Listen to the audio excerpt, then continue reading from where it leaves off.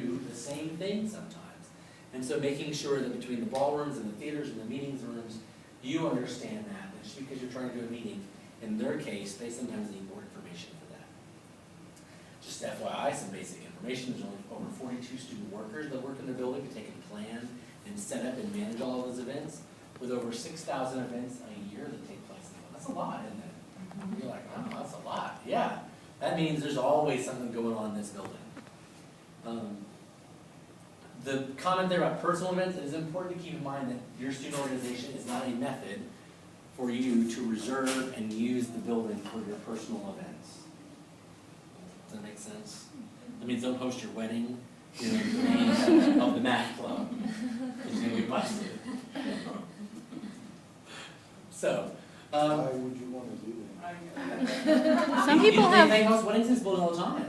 Some people have a whole lot of school spirit. They host weddings in this building all the time. The cost. You as an organization basically pay nothing for the room and just for the equipment. If you were an outside entity or group coming to the campus to use the building, you have to pay rental fees, and it costs significantly more. Then nothing. The building is paid for with student service fees. The priority is for students, not for outside groups, and so as a result, if you're an outside group using the building or space, there is a substantial fee associated with it. So, math clubs not hosting any weddings, or mitzvahs or reunions or whatever. Anyways, what type of events are we doing? Do the research, know what you're trying to do before you sort of really kind of start in that conversation with them. Make sure that there is one person who is the contact. I can't stress that enough. There needs to be a point of contact for all events or activities that take place in the building. Typically, it's who you put on that campus event planning sheet. But sometimes that changes. Make sure you update that information with the university center if you're using them as the room, as the reservation location. But I can't stress that enough. You having really one primary person for your event to be that conduit of communication is going to make it easier for the event to proceed, things to get done, and make sure it's somebody who's actually going to take and do what they're supposed to do.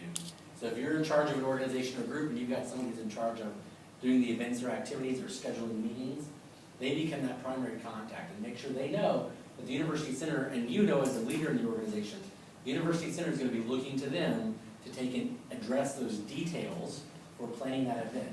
Nothing is worse than your event. You walk in the door for your program, and there's nothing there that you thought was going to be there. And as a result, you've got to scramble. The building has to scramble. We want your events to succeed, but making sure that there's good communication is crucial. So, anyways, other things to kind of keep in mind. Make sure your space is reserved and confirmed. We'll talk about a confirmation page in a moment. You can see what that looks like. Make sure you establish a timeline, including the deadlines of your event, things like that. So establish a timeline for the event. That's helpful for the building to see, to know what needs to go on. Are there supplies that you need? Is there shopping that needs to be done? Are there guest speakers that are involved, or entertainment? You know, is there the balloon arch that's coming in? Well, someone needs to know the balloon arch is coming in at 10 o'clock because the room needs to be unlocked and someone needs to be there, even though your event may not start until 4 o'clock. Think about setup and what it's going to take to do the setup for the event. Think about what goes on during the event and then even after the event. What is the cleanup process and what are some of those kinds of things?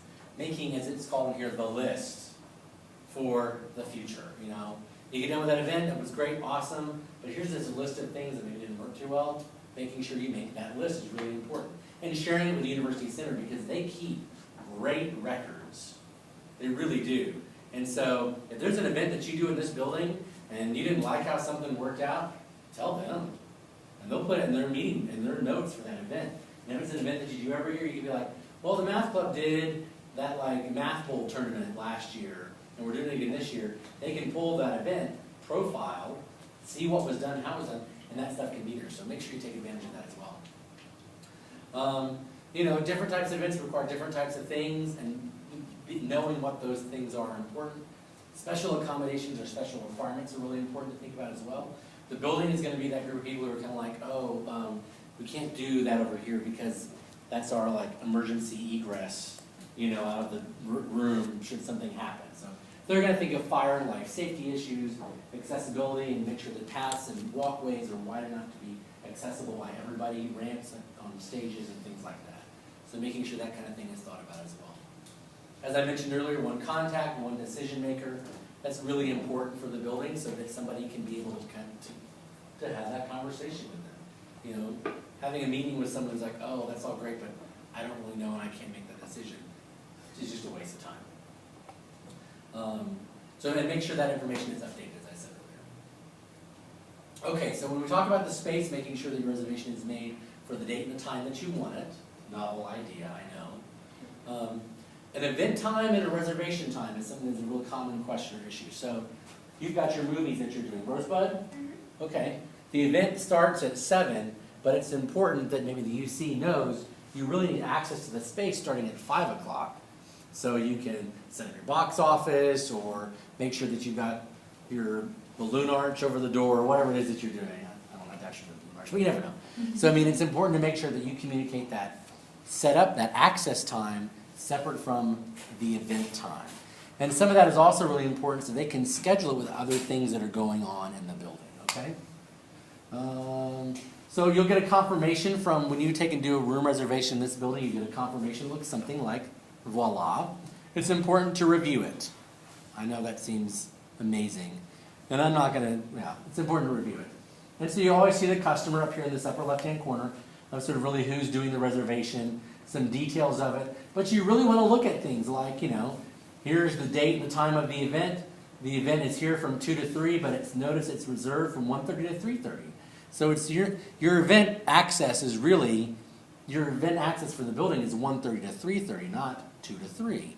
And so it's important to think about those kinds of things. If you just put 2 to 3 and then you show up at 1:30 and never communicate that access, it is possible that sometimes that room might be used for something else earlier in the day.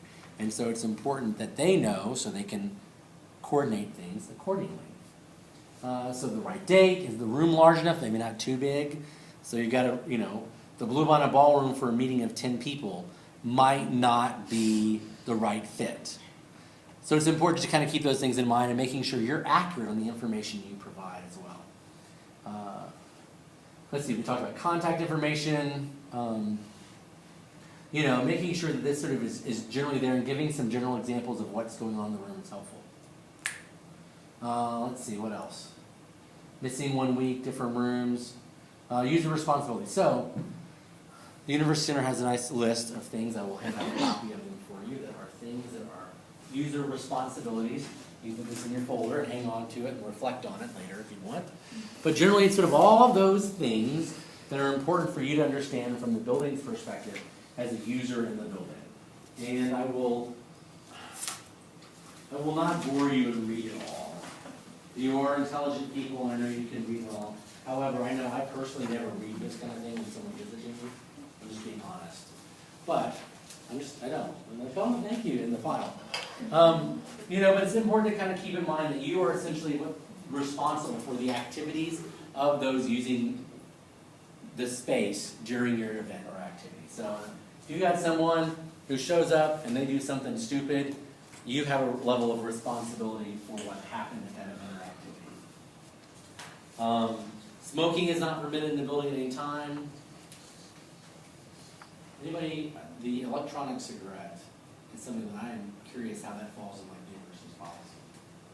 Well, you can't light anything on fire, right? So, and it doesn't have a smell, It's right? a vapor. I don't know.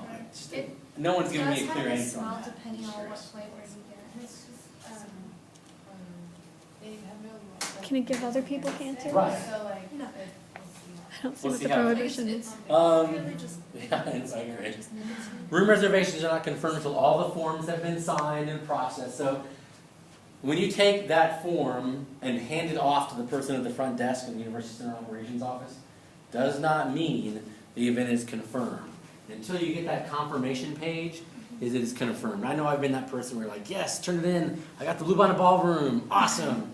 And then you get the confirmation like, oh, Rio, but I wanted the Bluebonnet. Well, that's because, you know, as paperwork comes in, you aren't always the priority, and so sometimes other things in that space. So making sure that you understand, until you get that confirmation, the room is not really confirmed and reserved for your name. If you as a group or an organization use a space and leave it where it needs additional cleanup or anything like that, you as an organization or group could be responsible for that cleanup or maintenance or custodial fee. You can't stick things on the walls, anything on the wall. No glitter or confetti. No candles or flames. You can't move furniture unless it's like, the tables and chairs that are meant to be moved, like for the event setup. If you were going to have technical assistance, like you need a technician to take and work or manage or run the AV that's set up, you need a couple of